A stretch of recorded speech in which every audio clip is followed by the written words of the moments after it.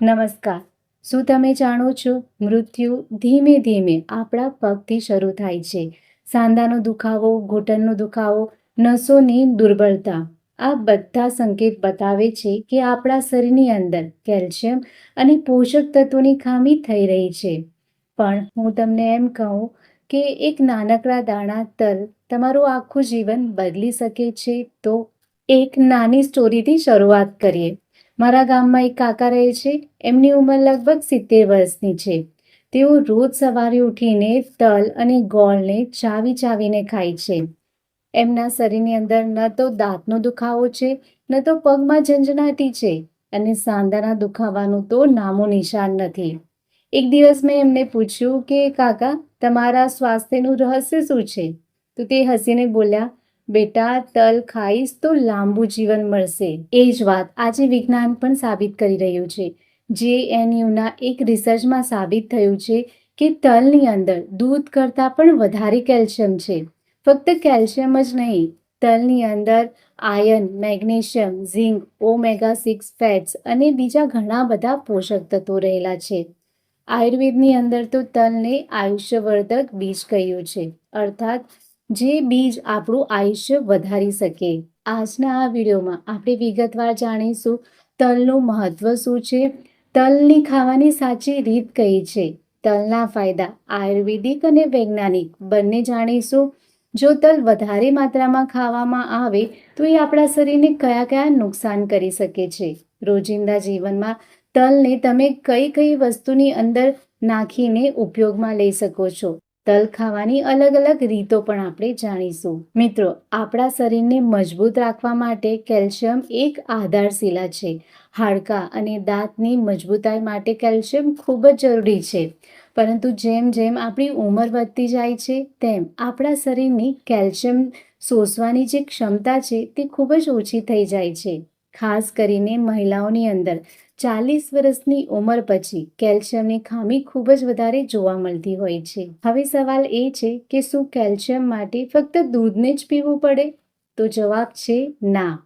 100 ગ્રામ તલમાં 975 milligram જેટલું calcium રહેલું છે, જ્યારે 100 ગ્રામ દૂધની અંદર ફક્ત 125 મિલીગ્રામ કેલ્શિયમ રહેલું છે. આ જ કારણ છે આપણા દાદા દાદી, નાના નાની હંમેશા ગોળ અને તલને ખાતા હતા. એમણે એમના જીવનમાં કેલ્શિયમ માટે ક્યારેય કેલ્શિયમની ટેબ્લેટ નથી ખાધી. તે છતાં પણ એમના હાડકાં લોખંડ જેવા મજબૂત રહ્યા. મિત્રો, તલ નાના જરૂર છે, પરંતુ એની અંદર છુપાયેલા પોષક તત્વો ખૂબ જ મોટા છે. આપણે કહીએ છીએ ને કે છોટા પેકેટ બડા ધમાકા, બસ આ જ વસ્તુ તલ માટે પણ લાગુ પડે છે. તલ નાના જરૂર છે, પણ એ કેલ્શિયમનો ખજાનો છે, પોષક તત્વોનો ભંડાર છે. હાડકાને લોખંડ જેવી મજબૂતાઈ આપે છે તલ. તલ ખાવું એટલે કેલ્શિયમ ટેબ્લેટ ખાવું બરાબર છે. એક અભ્યાસ બતાવે છે કે જો તમે રોજ તલનું સેવન કરો છો તો તમારા શરીરની અંદર ઓસ્ટિયોપોરોસિસ થવાની સંભાવના 40% ઓછી થઈ જાય છે. આયુર્વેદમાં લખ્યું છે તિલઃ અસ્તિ ધાતુ વર્ધનમ, અર્થાત તલ હાડકાને મજબૂત કરે છે, હૃદયની સુરક્ષા કરે. તલની અંદર સેસામોલિન અને સેસ્મિન નામના એન્ટીઓક્સિડન્ટ રહેલા છે, જે શરીરની અંદર ખરાબ કોલેસ્ટ્રોલને દૂર કરે છે, બ્લડ પ્રેશરને કાબૂમાં રાખે છે. અમેરિકન હાર્ટ એસોસિએશન મુજબ જો તમે પોતાના રોજિંદા જીવનમાં તલના તેલનો ઉપયોગ કરો છો તો એના કારણે તમને ભવિષ્યમાં હાર્ટ એટેક થવાની સંભાવના 25% ઓછી થઈ શકે છે. સ્ત્રીઓ માટે ખાસ આશીર્વાદરૂપ છે તલ. 40 વર્ષની ઉંમર પછી મોનોપોઝના કારણે હાડકાં કમજોર થવા લાગે છે. કેલ્શિયમની ખામી, થાક, હોર્મોનલ અસંતુલન આ બધી સમસ્યાઓ ધીમે ધીમે શરૂ થતી હોય છે. તલ ખાવાથી શરીરની અંદર હોર્મોનનું સંતુલન જળવાઈ રહે છે. એટલે 40 વર્ષની ઉંમર પછી દરેક સ્ત્રીએ પોતાના ડાયટની અંદર તલને અવશ્ય સ્થાન આપવું જોઈએ. તલ ડાયાબિટીસ કંટ્રોલ કરવામાં મદદરૂપ થાય છે. તલની અંદર રહેલું મેગ્નેશિયમ કુદરતી રીતે બ્લડ શુગરને કંટ્રોલમાં રાખે છે. ત્વચા અને વાળ માટે અમૃત છે આ તલ. તલના તેલને સૌંદર્યવર્ધક તેલ પણ કહેવામાં આવે છે. એની અંદર રહેલું વિટામિન ઈ સ્કિનને ચમકદાર બનાવે છે, સૂર્યના કિરણોથી થતા નુકસાનથી બચાવે છે. જો આ તલના તેલની રેગ્યુલર માથામાં માલિશ કરવામાં આવે તો વાળ કાળા અને ઘટાદાર બને છે. વાળ ખરવાની સમસ્યા ઘણા ખરા અંશે ઓછી થઈ જાય છે. મગજ અને યાદશક્તિ માટે પણ ખૂબ જ લાભદાયી છે. તલની અંદર રહેલું ઓમેગા 6 ફેટી એસિડ નસોને મજબૂતાઈ આપે છે, યાદશક્તિને સારી બનાવે છે, ધ્યાન કેન્દ્રિત કરવામાં મદદ કરે છે. તલ દીર્ઘાયુનું રહસ્ય છે. એક અભ્યાસમાં જાણવા મળ્યું કે જે લોકો રેગ્યુલર રોજ તલને ખાય છે એમની ઉંમરમાં 10 થી 12 વર્ષનો વધારો જોવા મળ્યો. જો તલને તમે સાચી રીતે નથી ખાતા તો એના ગંભીર પરિણામો તમને મળી શકે છે. તલ જો વધારે માત્રામાં ખાઈ લેવામાં આવે તો એના કારણે એસિડિટી, અજીર્ણ, કફ વધવો, વજન વધવું અને ક્યારેક એલર્જી પણ થઈ શકે છે. મિત્રો, તલ ખાવાની રીત પણ ખૂબ જ મહત્વની છે.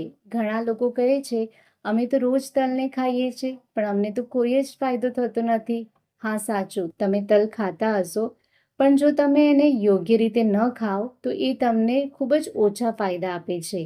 એટલે પહેલાં તો તમારે આ તલને ખાવાની સાચી રીતને જાણવી ખૂબ જ જરૂરી છે. JNU રિસર્ચ શું કહે છે? JNUના એક અભ્યાસમાં જાણવા મળ્યું કે જ્યારે તમે તલને એમ જ કાચા ખાઈ લો છો ત્યારે એની અંદર રહેલા પોષક તત્વો શરીરની અંદર સારી રીતે શોષાતા નથી, એ એબ્ઝોર્બ નથી થતા. પણ જ્યારે તમે આ જ તલને શેકીને અથવા તો પાણીમાં પલાળીને ખાઓ છો ત્યારે એની અંદર રહેલું કેલ્શિયમ, બીજા બધા પોષક તત્વો પૂરેપૂરા શરીરની અંદર સારી રીતે એબ્ઝોર્બ થાય છે. સૌથી પહેલાં તલને તમારે હલકું શેકી લેવાનું છે.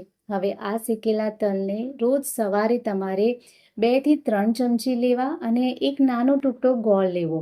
બંનેને સારી રીતે મિક્સ કરીને બરાબર ચાવીને ખાઈ લેવો. તલ ખાવાની આયુર્વેદિક રીત. આની અંદર તમારે 2 ચમચી તલને રાત્રે પાણીમાં પલાળી રાખવાના છે. સવારે તમારે પાણીને ફેંકી દેવાનું છે અને તલને સારી રીતે ચાવીને ખાઈ લેવાનું છે. જ્યારે તમે આ રીતે ભીંજવેલા તલને ખાઓ છો ત્યારે એની અંદર રહેલું આયર્ન, મેગ્નેશિયમ, કેલ્શિયમ સારી રીતે શરીરની અંદર એબ્ઝોર્બ થાય છે. જો તમને પલાળેલા તલ ખાવાનું પસંદ નથી તો તમે તલને શેકીને એની અંદર ગોળ મિક્સ કરીને એની ચીક્કી અને લાડુ બનાવીને પણ ખાઈ શકો છો. આ રીતે તલને શેકીને ખાવાથી તલ પચવામાં હલકા બને છે અને સારી રીતે શરીરની અંદર એનું શોષણ થાય છે. ગોળ સાથે જ્યારે તલને ખાવામાં આવે ત્યારે શરીરને આયર્ન મળે છે, એનેમિયાની ખામી દૂર થાય છે. તલ અને મધને પણ તમે મિક્સ કરીને ખાઈ શકો છો. આના માટે તમારે તલને શેકી લેવાના છે અને એનો પાવડર બનાવી લેવાનો છે. રોજ સવારે ભૂખ્યા પેટે 1 ચમચી તલ લઈ લેવું અને એની અંદર અડધી ચમચી તમારે મધ નાખવાનું છે. બંનેને સારી રીતે મિક્સ કરીને એને ચાવીને ખાઈ લેવાનું છે. જ્યારે તમે આ રીતે તલને ખાઓ છો ત્યારે એનાથી તમારી ઇમ્યુનિટી પણ વધે છે અને પાચન તંત્ર સારી રીતે કામ કરે છે. દર અઠવાડિયે 1 થી 2 વાર તલના તેલની મસાજ પણ કરવી જોઈએ. જ્યારે તમે તલના તેલને હૂંફાળું ગરમ કરીને આ તેલથી પગ અને ઘૂંટણની મસાજ કરો છો ત્યારે ઘૂંટણનો દુખાવો ઓછો થાય છે, લોહીનો પ્રવાહ સારો બને છે, નસો મજબૂત થાય છે. તમે આ તલને શાક અને તમારી સ્મૂધી છે, સૂપ છે એની અંદર નાખીને પણ ખાઈ શકો છો.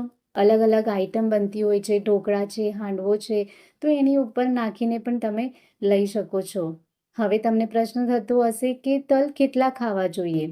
તો સાંભળો, 20 થી 30 ગ્રામ તલ લગભગ 1 મુઠ્ઠી જેટલા થશે.